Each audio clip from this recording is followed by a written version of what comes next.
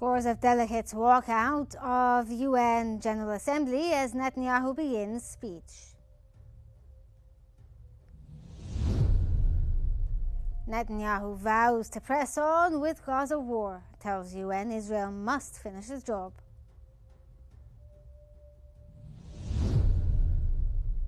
And Israeli opposition slams Netanyahu's UN speech as lacking policy and worsening Israel's global standing.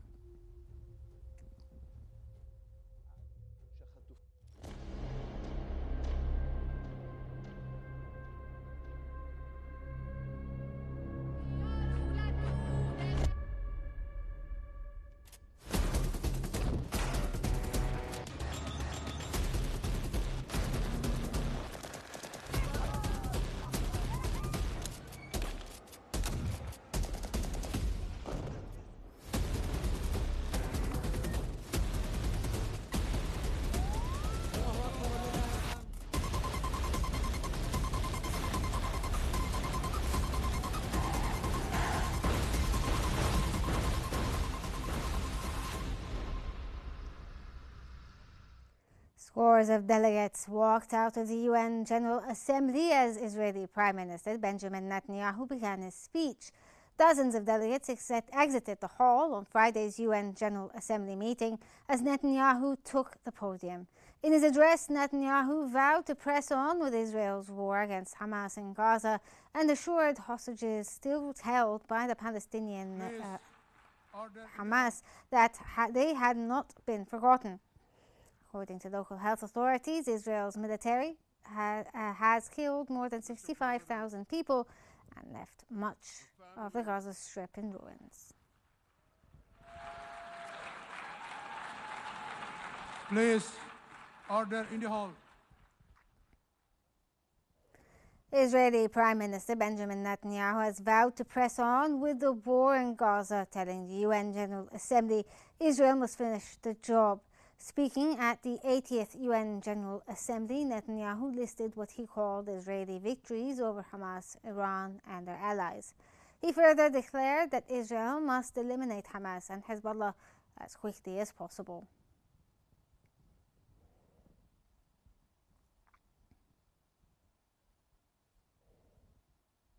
Israeli opposition leader Yair Lapid has sharply criticized Prime Minister Benjamin Netanyahu's speech at the UN General Assembly.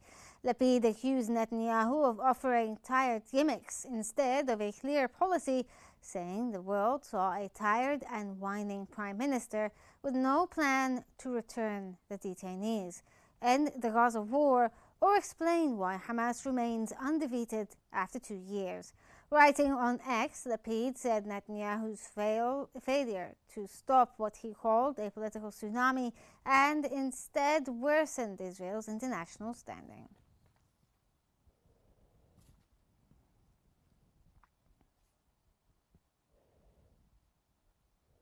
Thousands of pro-Palestinian protesters blocked traffic near Times Square, calling on Israel to stop what they called genocide in Gaza. The demonstrations in New York coincided with Israeli Prime Minister Benjamin Netanyahu's address to the UN General Assembly, where he vowed to continue the war against Hamas. Protesters denounced Israel's campaign, which Gaza's health authorities say has killed more than 65,000 people and devastated the enclave.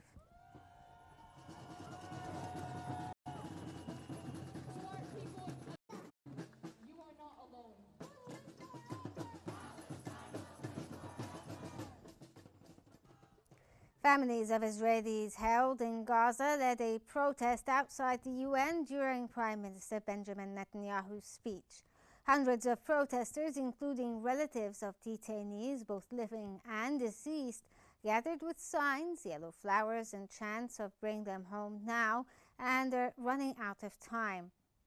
Families met with representatives from the EU, France, and the UK to raise awareness for their cause. Several speakers accused Netanyahu's government of neglecting their loved ones.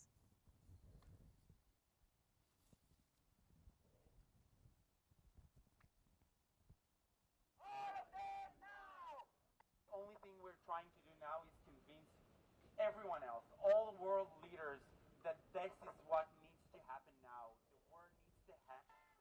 Pakistan's Prime Minister has condemned Israeli atrocities in Gaza and denounced global silence over the war. Speaking at the United Nations, Prime Minister Shehbaz Sharif expressed Pakistan's outrage over what he called shameful atrocities committed by Israeli forces in Gaza. He criticized the global community for remaining silent in the face of such violations and reaffirmed Pakistan's unwavering support for the Palestinian cause and the people's legitimate rights. Sharif also welcomed the decision to recognize the State of Israel, calling it a vital step towards justice and peace.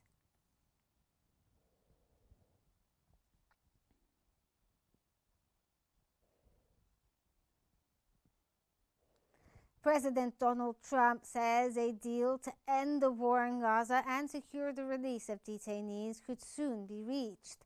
Speaking to reporters before leaving the White House for the Ryder Cup in New York, Trump said negotiations to halt the Gaza conflict are progressing and that an agreement is close. Israeli Prime Minister Benjamin Netanyahu addressed the UN General Assembly on Friday and is set to meet Trump at the White House on Monday. Frustration over Israel's military siege and Washington's refusal to pressure Netanyahu has surfaced at the UN, where Australia, Britain, Canada, France and others have made a dramatic shift by formally recognizing a Palestinian state.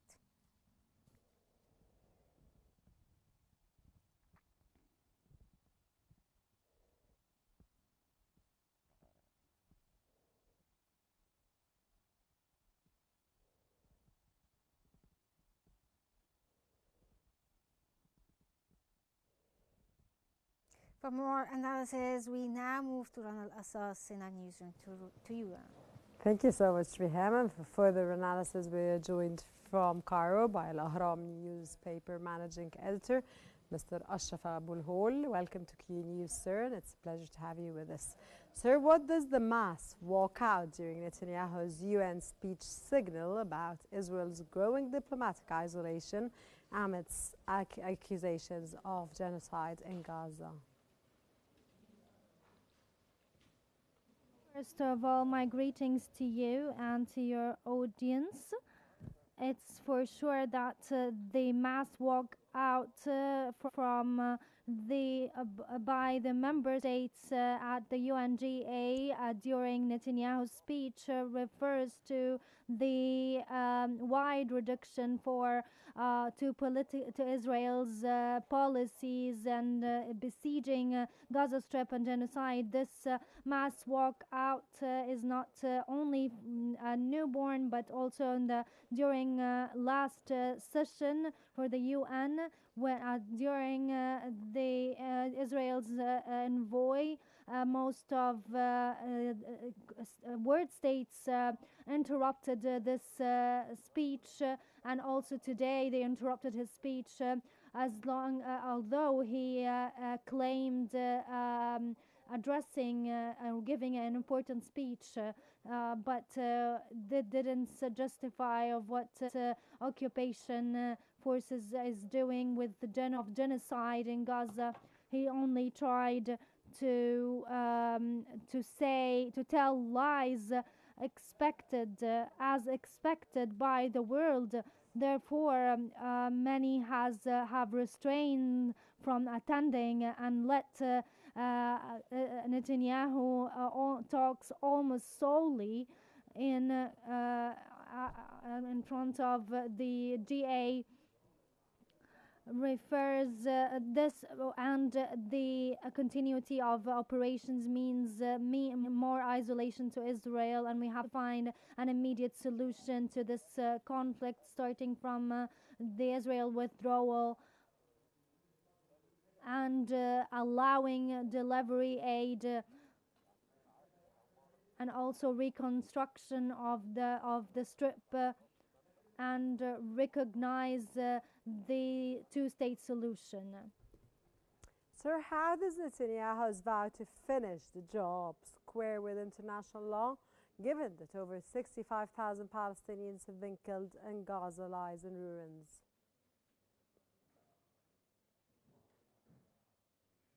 Netanyahu cannot pledge implementing international law while already breaching it. Israel is accused by the International Criminal Court of war crimes, and Israel didn't apologize of what they about what they did under any circumstances. They didn't try to rectify the situation, and it's still continuing in its atrocities and aggression and besieging, hindering delivery aid access. Therefore, Netanyahu cannot pledge to do this because he doesn't feel that he made any criminal wars, although the mass recognition of his war crimes against Palestine. To what extent could mounting global protests and recognition of a Palestinian state by key Western allies pressure Israel to change course or face accountability?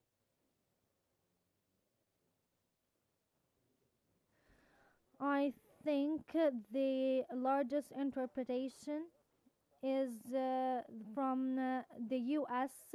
Because Israel depends completely on U.S. military support or political or even economic support. So the U.S. has to realize that Israel needs to improve its image, needs to withdraw, to lift the siege, to accept a Palestinian state. That didn't happen from Israel, but only will happen if the U.S. lifted its Israel protection. Israel will so be uncovered, will be held accountable. How does Pakistan's condemnation of Israeli atrocities reflect shifting sentiment within the global South, and what impact could that have on Israel's legitimacy at the UN?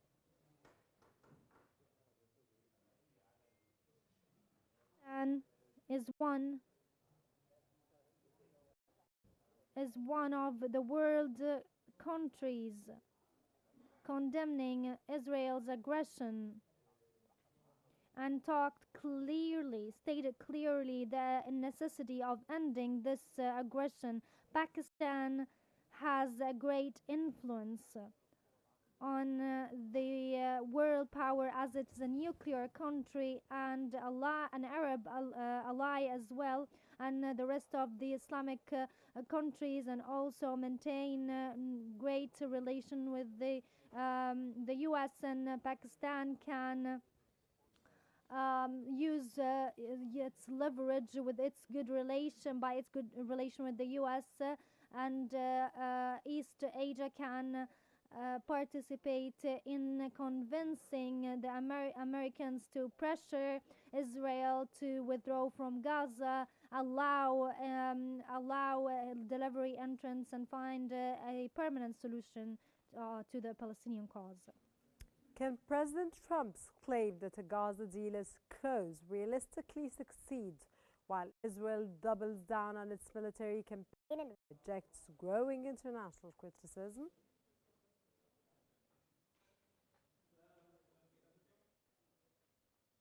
I didn't hear the question. Can you repeat? Of course, sir. Can President Trump's claim that a Gaza deal is close realistically succeed while Israel doubled down on its military campaign and rejects growing international criticism?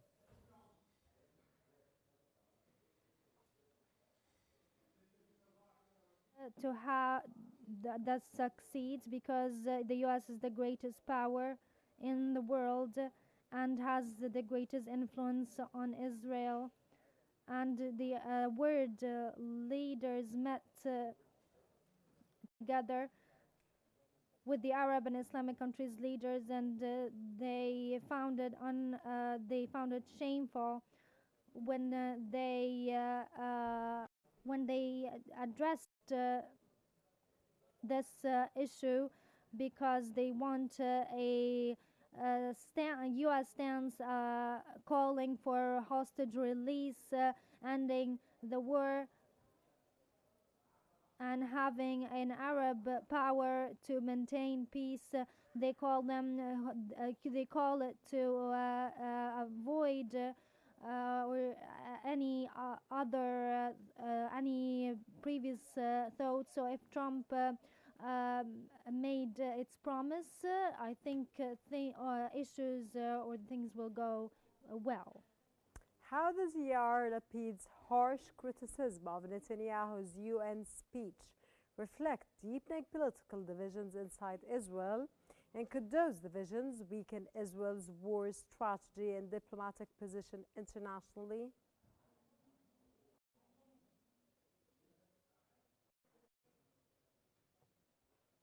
Surya Yair Lapid is in the opposition, and he refuses Netanyahu's policies and his insistence to continue the war and his failure to defend Israel's image.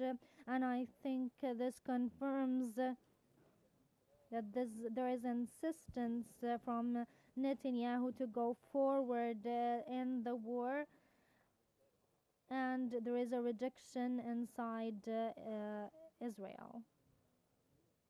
That was Al Ahram newspaper managing director, editor water, Mr. Ashraf Abulhol from Cairo. Thank you very much for joining us on Qnews. And now we go back to my dear colleague Rehem Warsi in our studio. Rehem. Thank you so much, Rona, for that interview. And we move on to the European Council, where President Antonio Costa called Gaza's situation a humanitarian catastrophe and urged world leaders to act collectively to end the war. Speaking at the UN General Assembly, Costa accused Israel of using starvation as a weapon of war and demanded the unconditional release of hostages, a ceasefire, and full humanitarian access. He called for a renewed commitment to a two-state solution, saying the crisis underscores the need for global unity to resolve conflicts and protect international law.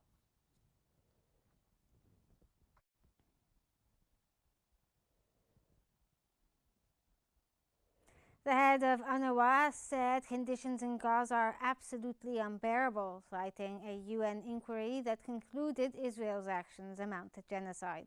Philippe Lazarni said Gaza has become hell in all its possible facets, with civilians enduring man-made famine and catastrophic suffering.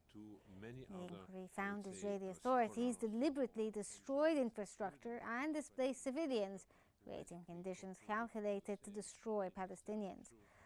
Lazzarini has said aid supplies for 3 months remain stuck outside Gaza and criticized an Israeli and US-backed distribution scheme, warning the humanitarian crisis is worsening by the hour. In Gaza, that people just dream to be able to properly die rather than to go through this suffering.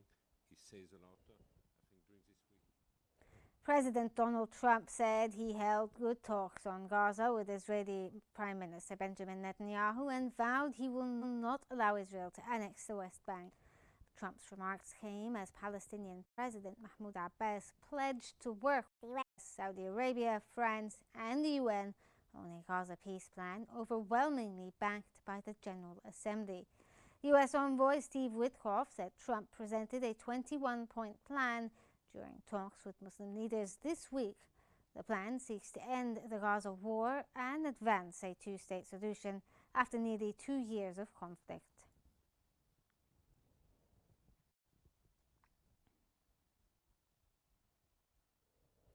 Arab and Muslim nations warned President Donald Trump of the grave risks of any Israeli annexation of the West Bank, a message Saudi Arabia says he understands very well.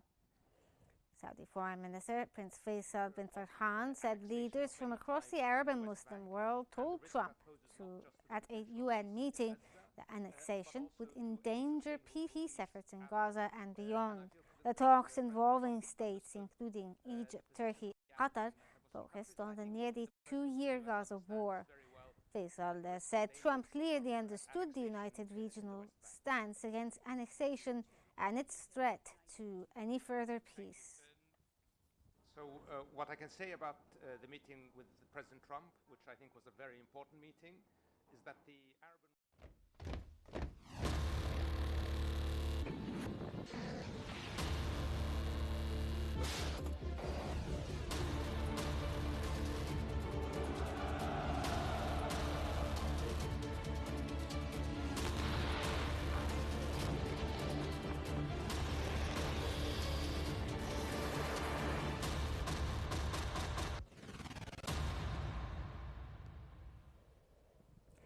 The Kremlin dismissed a report that European diplomats warned Moscow and NATO would shoot down Russian aircrafts violating European airspace. Bloomberg reported that British, French and German envoys privately told Moscow NATO would be ready to down any Russian plane breaching European skies. Kremlin spokesman Dmitry Peskov called the claim very responsible and said the accusations of Russian airspace violations were baseless and unsupported by evidence. The warning comes amid rising tensions following repeated drone and jet incursions that European officials blame on Moscow.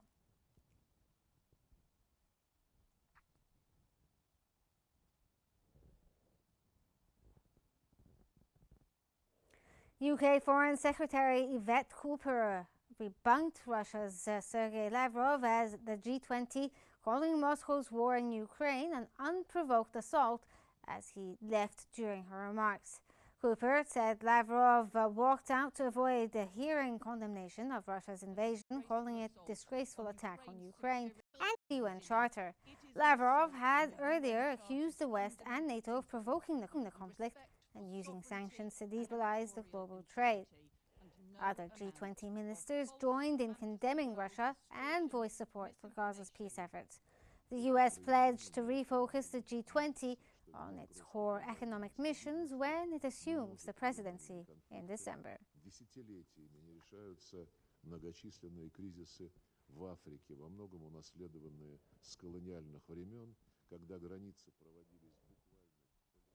Frontline EU states have agreed on the need to build a drone wall to boost airspace security amid rising aerial threats.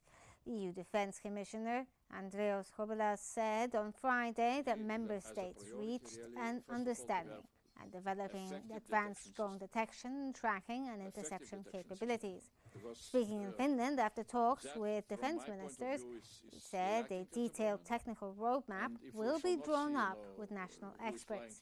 The move follows a series of drone incidents in Northern Europe, including closures of Denmark's Aalborg and Copenhagen airports and Norway's Oslo airport.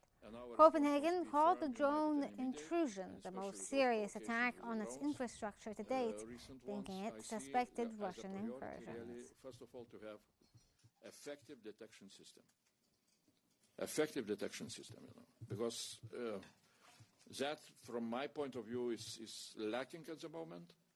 And if we shall not see, who is flying in, then definitely. Belarus proposed building a nuclear power plant to supply electricity to Russian-controlled parts of Ukraine.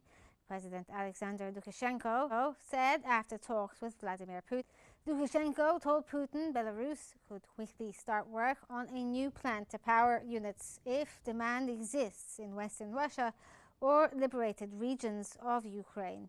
Putin said financing would not be an obstacle if buyers agreed to pay. The plan underscores the close alliance between the two leaders, even as President Donald Trump seeks to entice Minsk towards the West by offering incentives tied to political reforms and prisoner release.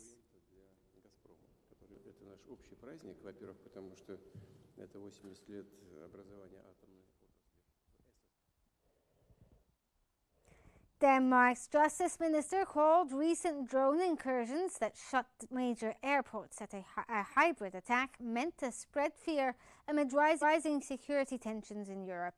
Billund and Aalborg airports were forced to close overnight, along with airspaces near Esbjerg, Sonderborg and Skrydstrup Air Base, home of Denmark's F-16s and F-35 jets. Police said the pattern matched earlier drone incidents that halted flights in Copenhagen and linked them to suspected Russian activity. It was Denmark's second major disruption this week, described as the most serious attack yet on its infrastructure. Russia's ambassador denied involvement. går aftes og i nat været rapportering om droner over lufthavnene i Aalborg, Esbjerg og Sønderborg samt NATO forces tested new drones and maritime technologies in Portugal and the Netherlands to boost defences against emerging threats and protect critical infrastructure. The exercises included aerial and submarine drones in Troia and 3D printed remote controlled boats in Den Helder, developed with researchers and private firms inspired by Ukraine's war experience. They focused on low-cost, unmanned solutions and sensors to guard underwater pipelines and cables.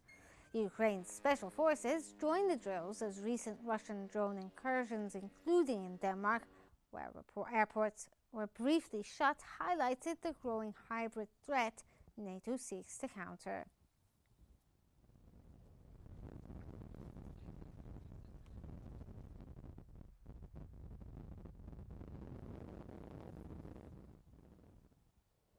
Thousands packed the San Diego Comic Convention in Malaga. The first time in its 54-year history, the iconic event has been held outside the United States. Fans dressed as Star Wars, Marvel, and manga characters filled the exhibition hall for the second day for the convention, featuring panels, screenings, workshops, and cosplay contestants. Stars like Arnold Schwarzenegger, Jim Lee and Jared Leto are set to appear over the weekend. With attendance topping 130,000 in recent years, the event marks Comic-Con's expansion beyond the US and celebrates the growing global influence of comics and popular arts.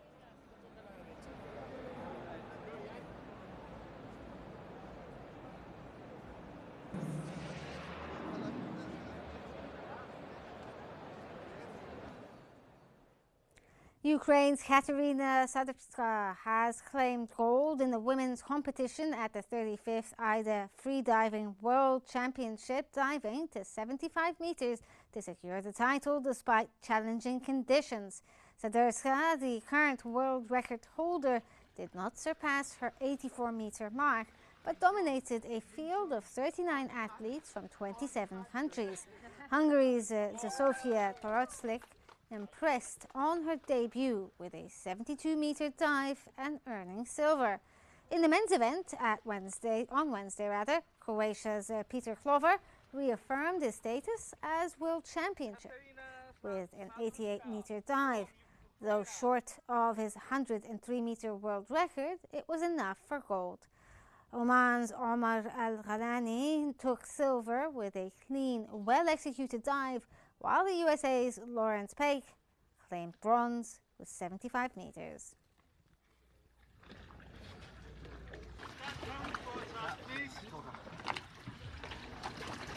Nine, 10.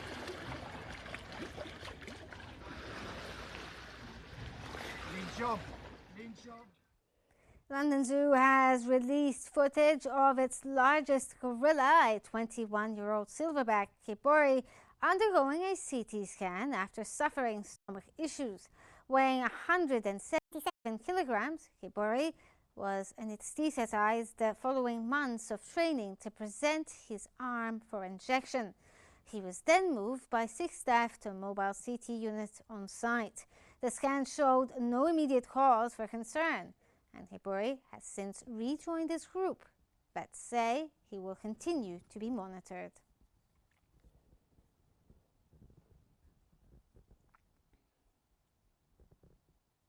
A new AI collaborator named Kia is joining lecturers at Simon Fraser University in Vancouver, engaging students in real-time discussions about artificial intelligence. Created by Professor Steve DePaula, Kia is designed as an expressive talking avatar and is part of his course Artificial Intelligence Today and Tomorrow.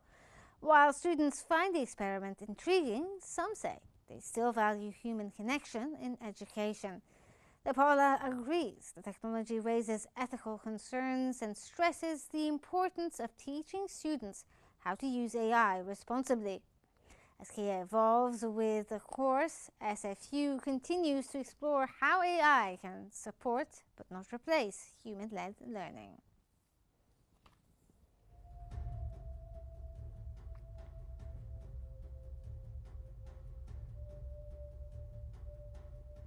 That brings us to the end of our news bulletin. Here's what we've been covering. Scores of delegates walk out of UN General Assembly as Netanyahu begins speech. Netanyahu vows to press on with Gaza war and tells the UN Israel must finish the job.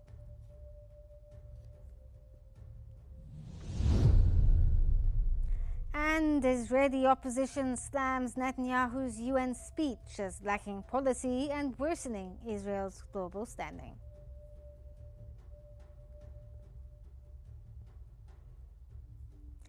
This brings us to the end of the news bulletin and our coverage for the day. Don't forget to follow Qnews on YouTube, Facebook, X, Instagram, and TikTok at Qnews EGY to stay informed. Thank you for watching.